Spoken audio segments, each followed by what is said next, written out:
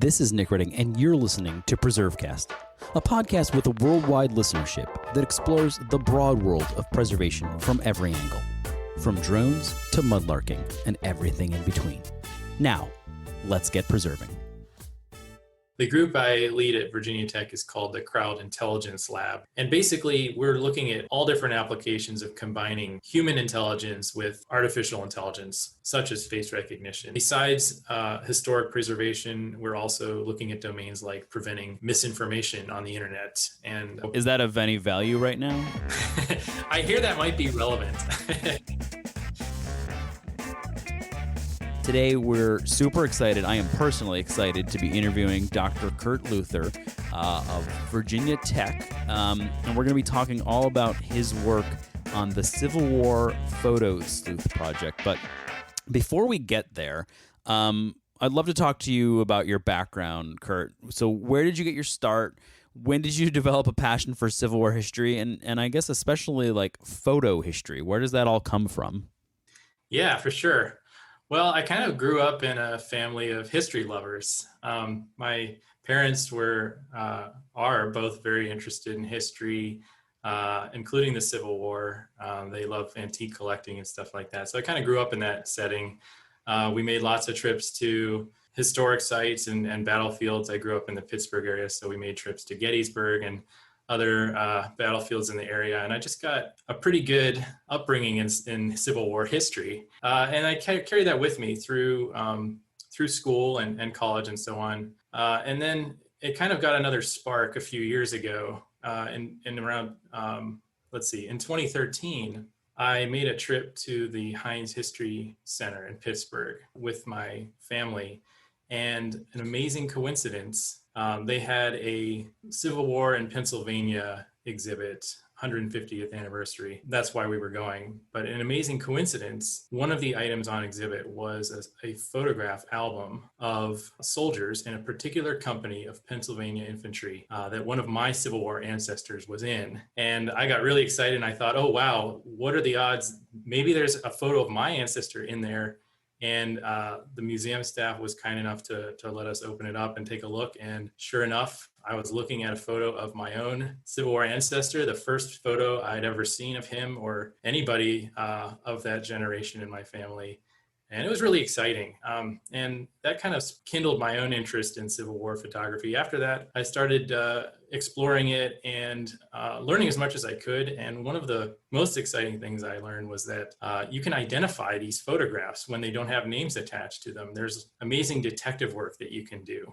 So I tried to learn as much as I could about this identification process, uniform clues and Civil War photography techniques and all this stuff. And increasingly trying to help other people do this sort of thing. So I was finding people online in online communities that do Civil War photography, collecting and research and trying to help them out. And as I got more familiar with this, I got an opportunity to write a column on Civil War photo sleuthing, as I call it, for Military Images magazine. And I've been writing that column since 2014. And we write about a lot of different things, but I write about different investigations that I've conducted. And I also write about the Civil War photo sleuthing community. And of course, I write about the software that I've been working on. Yeah, so I definitely want to get into that and talk about the software and photo sleuthing and how this project is funded and all that kind of cool stuff. But, you touched on a little bit with Civil War photography, but before we get into those details of the project, maybe we can talk about Civil War photography a little bit broadly. Yeah. How widespread was it? How accessible was it? Do we have any idea of how many photographs were actually taken? I mean, what's the universe of Civil War photography out there? I think it might surprise some people. I feel like I have a slight understanding of this. Listeners know that I worked for what was then the Civil War Trust, now the American Battlefield Trust, for 5-6 years. So I know a little bit about this, and obviously have worked with Gary Edelman, who is very into all of this. But I'm just curious, maybe you can kind of give listeners sort of a foray into just how big this was. Absolutely. So just like you said, Nick, this was everywhere. Photography around the time of the Civil War was about 20 years old. So it wasn't a brand new technology, but what was different was that it was just becoming cheap enough that pretty much anybody could afford to get their photo taken. And you also start to see some new formats emerging around this time that make photos more accessible. You see the tintype and the carte de visite, which is a paper photograph coming out. And these are more durable. You can put them in your pocket. You can mail them and they'll survive that process. They're lightweight. And all these things come together to make photography really explode in popularity. And then, of course, the Civil War breaks out, and all of a sudden, everybody wants photographs. People who are soldiers who are going off to war, they want to bring photos of their loved ones with them. Folks left behind on the home front, they want photos of their loved ones who are going off to war. And it's not just collecting photos of your immediate family. People, they wanted photos of celebrities. They wanted photos of friends. They wanted photos of their commanding generals and Abraham Lincoln and Jefferson Davis and all these people. They really were, I'll use the words of Ron Coddington, the Civil War photo historian, they really were the social media of the 1860s, quite literally. And the other quote that I love about photos from this period is from Oliver Wendell Holmes.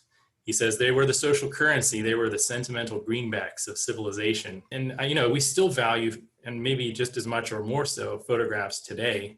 But I think it's amazing that 150 years ago, people were still, even then, they were really excited about this. They did everything they could to get their hands on photographs. Now, as for how many photos there were, it's hard to say for sure. A lot of photo historians think that just about every Civil War soldier, at least in the North, got their photo taken at some point.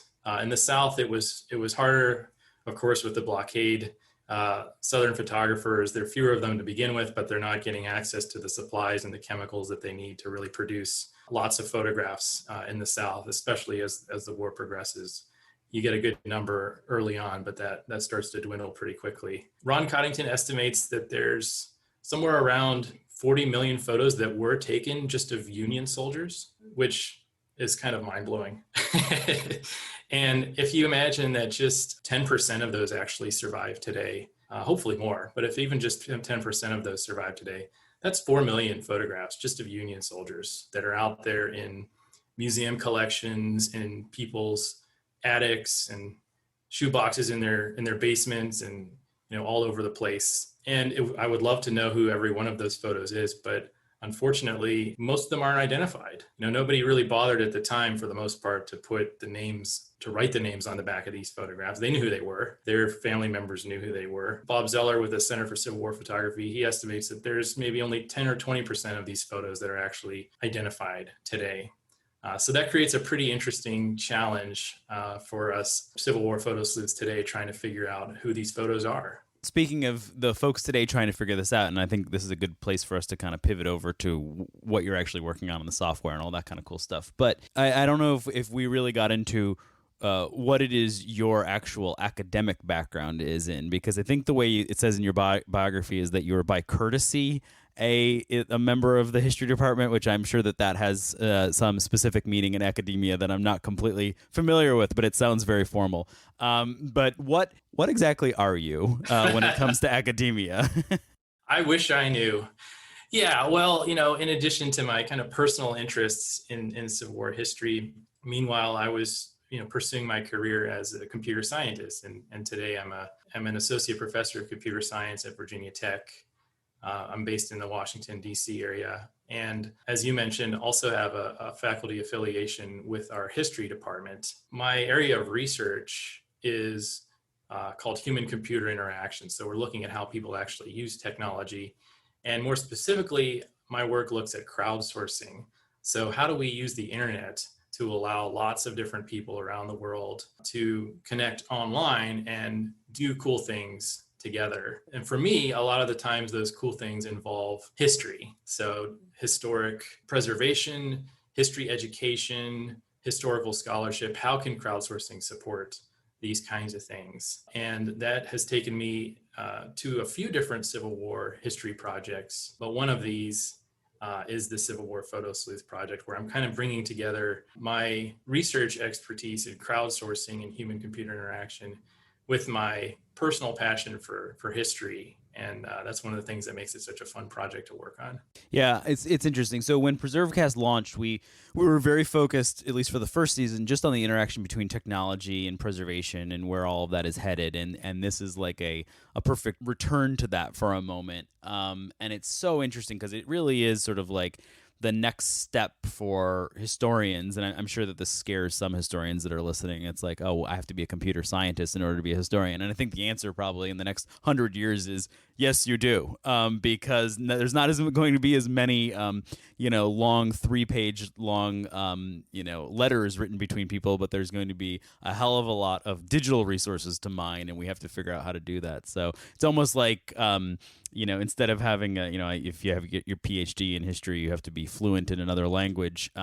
Maybe now that language could be some type of computer science language, or it should be. So anyway, so this is a good place for us to kind of pivot here and talk about Civil War photo sleuth. So we've kind of been moving around it, but what exactly is it? And maybe the best way to kind of lay this out is take us step by step through a photo and what this program has the capacity and the potential to do, and what it can accomplish. Absolutely, sure. So Civil War Photo Sleuth, it's a free website that anybody in the public can use. I created it as in collaboration with Paul Quigley, who's a Civil War historian at Virginia Tech, and Ron Coddington, who I mentioned earlier, a Civil War photography historian and the editor of Military Images magazine. And my student, Vikram Mohanty, PhD student, is the lead developer. So basically, this website allows you to do a number of cool things with Civil War photos. First of all, you can search photos. If you're looking for photos of an ancestor or just soldiers of a particular military unit or from the state that you live in, you can just find photos from the Civil War era. Another thing you can do is add photographs to our database. And these could be photos from your own collection, ancestors, family members, collectibles, or these could be photos that are out there in other public archives that have not yet been added to our database. And the more photos we have, the more useful the site, of course, is for anyone. So you're sort of helping other people out. And then the third thing you can do that's kind of our bread and butter is actually identifying unknown photographs from the Civil War era. So here you're actually being the detective and trying to figure out who these photos depict. And the site uses face recognition technology to help support that process. So walking you through an example, you have a photograph that you've come across of a Civil War soldier and you're not sure who it is. You add a scan of that photo to the website and you describe what you can about it, anything you can see, any visual clues you notice, uniform details, and the rank insignia, the type of clothing that the soldier's wearing, if photographer's name or location is on the mount. All these things can be useful clues to help narrow things down. Then the website analyzes the face of the photograph, detects the face, and then compares that face to the thousands of faces that are already in our reference database.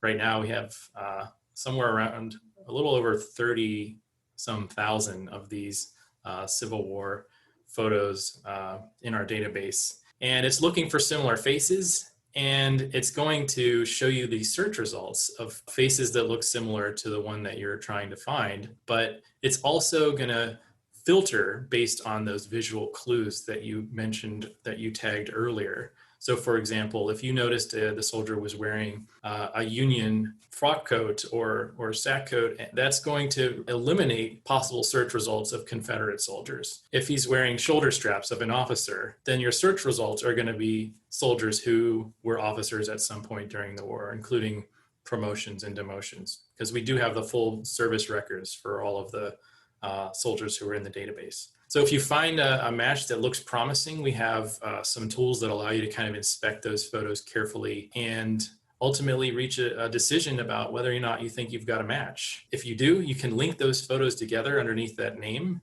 And from there on out, other folks searching for that name will see your photo as well as the original. And we're piece by piece trying to bring these puzzle pieces together and figure out the names behind all these photographs. So I mean, this is fascinating. Do you have any really cool success stories? I mean, I guess this is a tough or sort of a critical question for a data scientist. Does it work? That's a really important question to ask. It's always important, right? Yeah.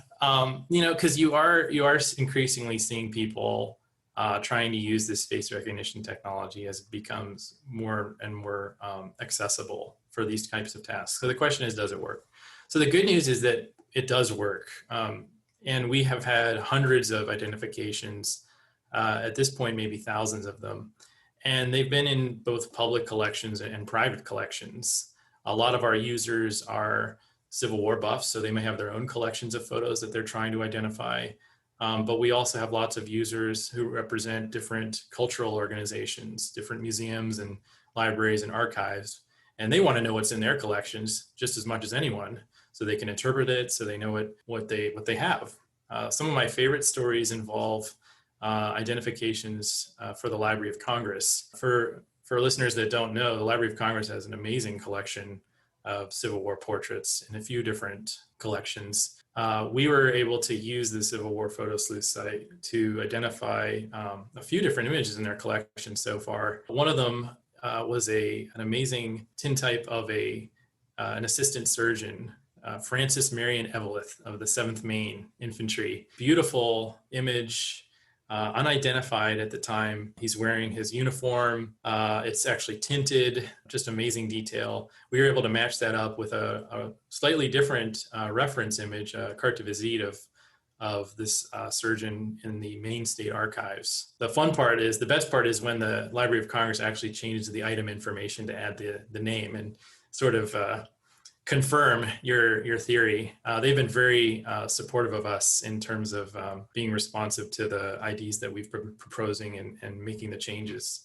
More recently, I just wrote a column in the magazine about identifying another Library of Congress unknown image. This one was a glass negative. It turned out to be George Dare. He was a lieutenant colonel in the 5th Pennsylvania Reserves. The other soldier I mentioned survived the war, but George Dare was actually killed at the Battle of the Wilderness. We've done a bunch of other identifications as well for the New York Public Library, Massachusetts Historical Society, Ford Museum, all kinds of different places. But again, lots of private collections as well. And folks get just as excited, of course, about the photos in their own collections, maybe more so. And, also not just identifications. It's really fun to just see people finding photos of their ancestors. Maybe they don't have any photos at all, but they come in, they have a name in mind, they run a search, and all of a sudden they're looking into the eyes of a family member who lived 150 years ago, and they never realized they could actually, see what that person looked like. And I always think that, you just get so much more insight into who these people are by looking at them, the way they dress, just the look in their eyes, and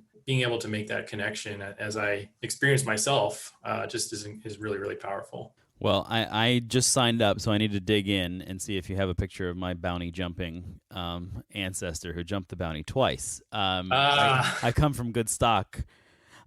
So this might be a good place for us to take a quick break. And then when we come back, let's talk about the future of this and, applications perhaps even beyond the Civil War. And we'll do that right here on PreserveCast. Sounds good. Hey, it's Nick here, and I want to remind you briefly that your support is what makes this podcast possible. To keep hearing important stories like this one, be sure to subscribe, leave a review, and follow along on social media at PreserveCast. You can also continue supporting the podcast with a donation at PreserveCast.org.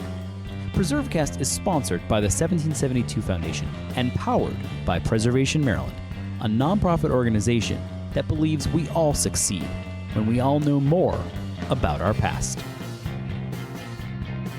This is Nick Redding. You're listening to PreserveCast. Today we're joined by Dr. Kurt Luther, who is the brains and the muse behind the Civil War Photo Sleuth. Before we took our break, we were talking all about how this program actually works, the passion behind it, what got him interested in this, and sort of the application of computer science into history, public history, preservation, all those good things.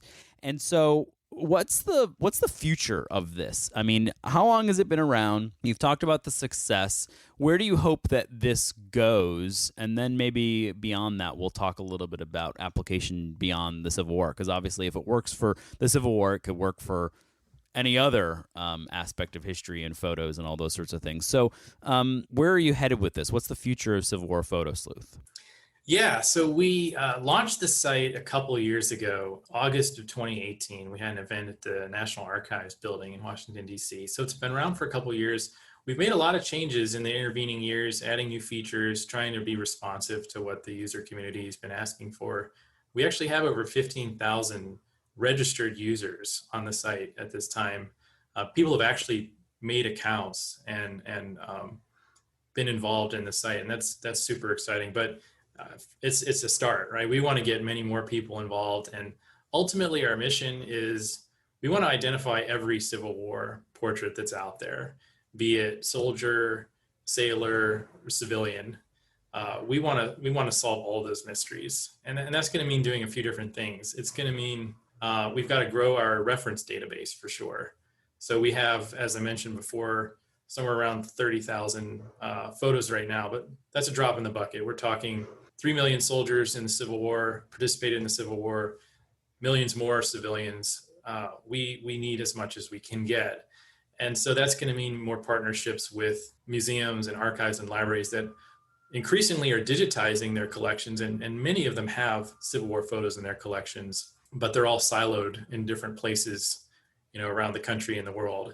So being able to bring those together in a centralized place where search results will bring all those things together would be really, really useful. And of course, when it comes to face recognition, you're only as good as your reference database. You're not going to find a match unless you actually have a photo that matches it in the database. We also have to grow our user community. It's, again, a great start, but we want to get lots of more folks involved. We'd love to be doing more events. You're probably familiar with transcribe-a-thons as events where people go out there and host events for transcribing documents. We would like to do something like that, but for photographs and identifying and adding photographs to the database. Bringing people together to spend a day scanning and uploading and tagging would be super cool and super helpful. We're also adding continually new features to the site. Right now, we're working on a number of different things. We want to add support for group portraits. Currently, you can only add a photo with one face in it, and many Civil War photographs or group portraits could be, brothers or officers, staff of a company or a regiment, and we want to support that as well. We're very interested in a project looking at photographers' backdrops. They can be really informative as to the location where a photograph was made. Even if we don't know who the photographer is, we associate certain painted backdrops with certain locations, and that can kind of connect different soldiers together and tie them to specific locations and time periods. And we're also building out some more community features. A couple of directions there are we're trying to support some private projects where you can get a group of people together and kind of discuss a potential identification and the pros and cons before you put that out there in the world, to kind of make sure that you've got all the different T's crossed and I's dotted, and maybe folks will notice things that you didn't notice, and that'll help increase the overall quality of information on the site. So there's just like unending amounts of opportunities when it comes to all this, and the technology keeps getting better too, I'm sure, every day. And it seems to me like there would be some type of, obviously this isn't the goal, but it seems like there would be some type of commercial application of this as well. I feel like at some point, and maybe that's where we can head, which is like, what are the other applications of this? It seems like an ancestry.com would want to have something like this just for their own, users, and maybe not just Civil War focused. It seems like there would be applications for this for, pictures of immigrants coming in through Ellis Island. And it just seems like there's so many other places where this could go. Are there other projects out there like that? Is this being looked at by people who study different aspects of history? Because we have a lot of listeners who love the Civil War, but then there's a lot of listeners who are around the world who, the American Civil War is not their thing, and they might be thinking, well, this would be a great way to do something for XYZ historical period of time. What else are you seeing out there? What are the other applications for this? Yeah, for sure. So I'd say that the uses of this technology are quite broad, even within history. We do get lots of folks inquiring with us about applying the technology to other historical periods, the Vietnam War, photos of the Holocaust, different periods in American history and world history. And I'm really interested to support as many of those as I can. Unfortunately, it is a lot of time and effort to set up one of these sites. It requires you to do a few different things. You have to customize it for whatever domain. So if it's the American Civil War, we're talking about certain types of uniforms, certain types of metadata that we care about. There's also a community building effort. You have to get enough people together who are going to contribute to growing this site, its reference database, and actually sustain itself. And that oftentimes means boots on the ground, going to giving talks and going to collectible shows and kind of getting the word out as best you can. And there's also tech support involved, of course. You have to be able to support this technology infrastructure and lots of people using a site simultaneously.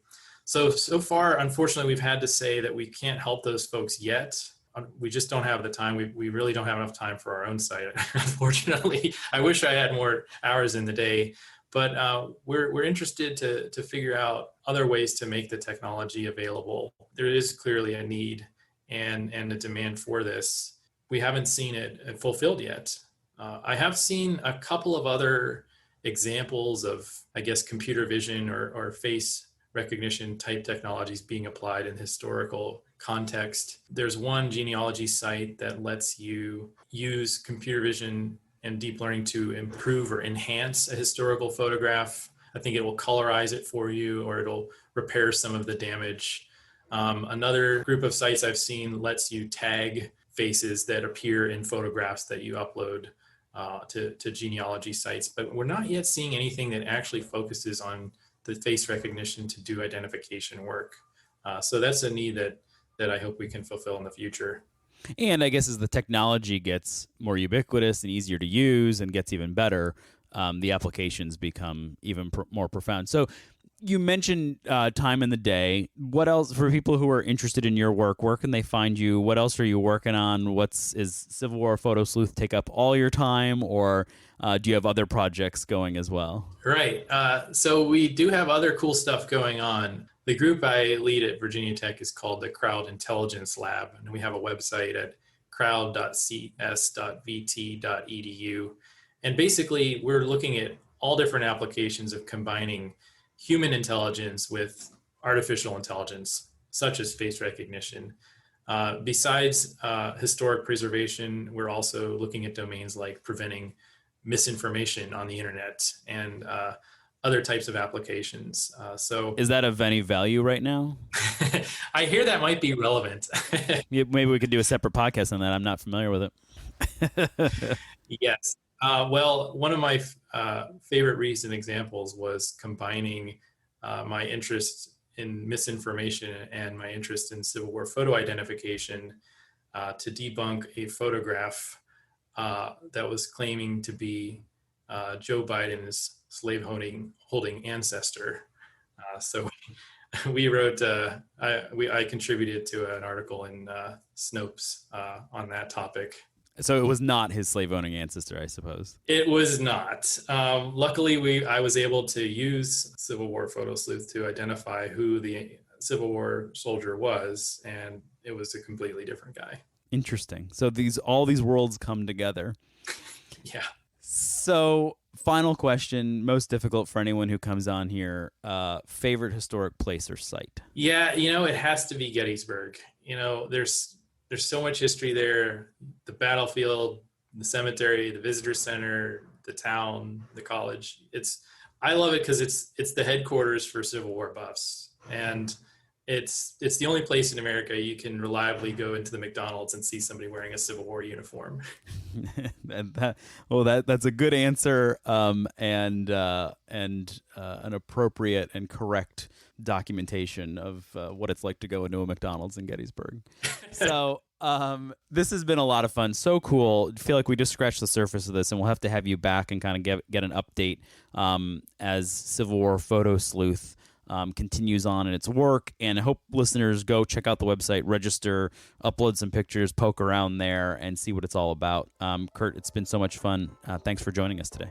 Sure thing. Thanks for having me. Thanks for listening to PreserveCast. To dig deeper into this episode's story, head over to preservecast.org for show notes and our collection of previous episodes. Don't forget to engage with this podcast by subscribing, commenting, and leaving a review. Follow along on Instagram, Twitter, and Facebook at PreserveCast for even more. PreserveCast is currently recorded in Walkersville, Maryland, and sponsored by the 1772 Foundation, and powered by Preservation Maryland. Thanks for listening, and keep on preserving.